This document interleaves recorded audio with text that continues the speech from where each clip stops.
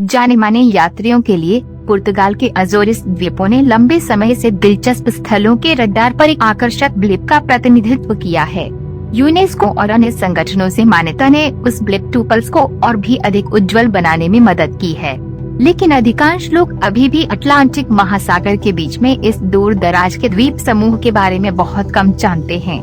और फिर भी प्रकृति प्रेमियों, साहसी खेलों के प्रशंसकों या स्थिरता की रोशनी की तलाश करने वाले किसी भी व्यक्ति के लिए उपयुक्त जगह की कल्पना करना कठिन है। जैसे कि वो पर्याप्त नहीं था, पुर्तगाल के इस स्वायत्त क्षेत्र का दौरा करने का एक नया कारण है अधिक एयरलाइंस और सस्ता किराया अधिक यात्रियों को इस अन्य तक पहुंचने की इजाजत दे रहा है। विशाल पानी के नीचे के पहाड़ों की उजागर युक्तियाँ अज़ोरिस यूरोपीय, अमेरिकी और अफ्रीकी टेक्टोनिक प्लेटों की गठजोड़ पर स्थित है और वे हमारे ग्रह को हमेशा के लिए आकार देने वाली ताकतों की गवाही देते हैं। ये फ्यूमरोल्स, मड पॉट्स और स्केलिंग स्प्रिंग्स की दुनिया है। एक बार पिघली हुई चट्टान से बनी गुफाओं, स्तंभों और कुटी का लॉरेल और देवदार के जंगलों से घिरी नीली झीलों और काल्डेरा की ढलानों को प्रतिरूपित करने वाले हरे चरागाह।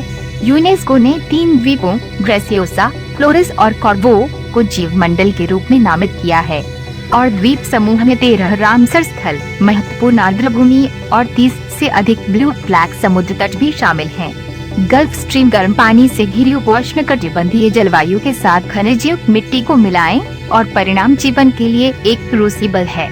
शुक्रवार है, अज़ोरियन अपने खजाने को संरक्षित करने पर आमादा हैं। विकसित पर्यावरण केवल 5% भूमि को कवर करता है और शेष संरक्षित क्षेत्रों और समुद्री भंडार का एक चिथड़ा है। द्वीपों की ऊर्जा का लगभग 40% नवीकरणीय संसाधनों से आता है, ज्यादातर भूतापीय ऊर्जा। थोड़ा आश्चर्य है कि अज़ोरिस को एक बार यूरोपीय आयोग समर्थित प्रमाणन कार्यक्रम क्वालिटी कोस्ट द्वारा स्थायी पर्यटन के लिए दुनिया का शीर्ष गंतव्य नामित किया गया था। वास्तव में प्लैटिनम पुरस्कार प्राप्त करने वाला ये दुनिया का एकमात्र स्थान है जो संगठन का सर्वोच्च सम्मान है। अज़ोरिस व्हेल और डॉल्फिन देखने के लिए सबसे ज्यादा जाने जाते हैं। द्वीप समूह दुनिया की लगभग 1/3 सिटासियन प्रजातियों के लिए एक गड्ढा बंद घर है। साल भर के निवासियों में शुक्राणु व्हेल, आम डॉल्फिन और बॉटलनोज डॉल्फिन शामिल हैं। कई अन्य प्रजातियां ब्लू व्हेल सहित ग्रह के इतिहास में सबसे बड़ा जानवर प्रवास मार्गों से गुजरती हैं। सुव्यवस्थित पर्यटन बड़े द्वीपों से चलते हैं और जिम्मेदारी से व्हेल वॉच करने के लिए बड़ी लंबाई तक जाते हैं। एक आचार संहिता ये नियंत्रित करती है कि व्हेल के पास कितनी नावें एकत्र हो सकती हैं, जिस दिशा से उन्हें जानवरों के पास जाना चाहिए और उन्हें कितनी समय तक छाया में रहने की अनुमति है।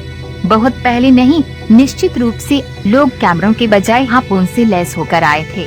व्हेल शिकार 18वीं शताब्दी में अमेरिकियों द्वारा शुरू किया गया। हाल ही में 1987 तक अज़ोरियन अर्थव्यवस्था में एक भूमिका निभाई। कई विडंबनाओं में से एक में इन लेविथानों के शिकार के लिए इस्तेमाल किए जाने वाले विज्ञा वॉच टावर अब पर्यटक नौकाओं को उनके खदान तक ले जाने में मदद करते हैं। पिको पर व्हेलर्स संग्रहालय और फयाल पर पोटोपी में व्हेलिंग स्टेशन उद्योग और उसके निधन की कहानी बताते हैं।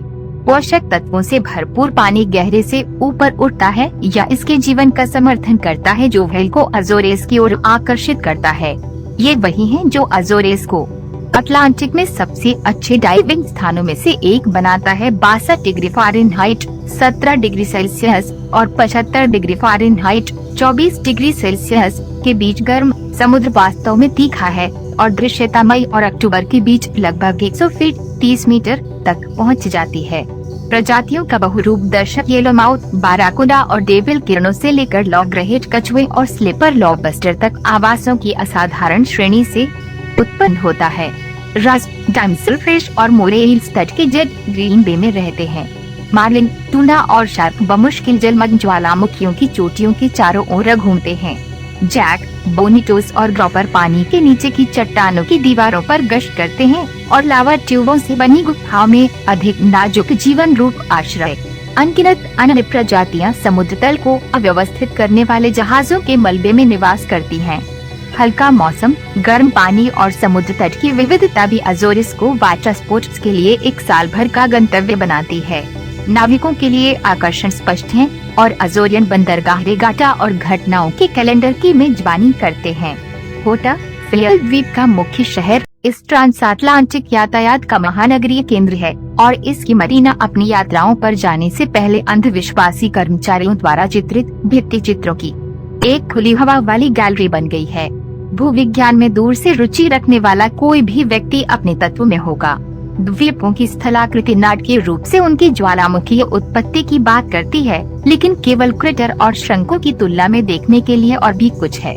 गुफा प्रणाली, रॉक फॉर्मेशन, हॉट स्प्रिंग्स और आगे के रहस्य भूमि के लावा से ढके पैच को दिया गया नाम जांच का इंतजार कर रहे हैं। 7,713 फीट 2,350 मीटर पर माउंट पिको पुर्तगाल का सबसे ऊंचा पर्वत है।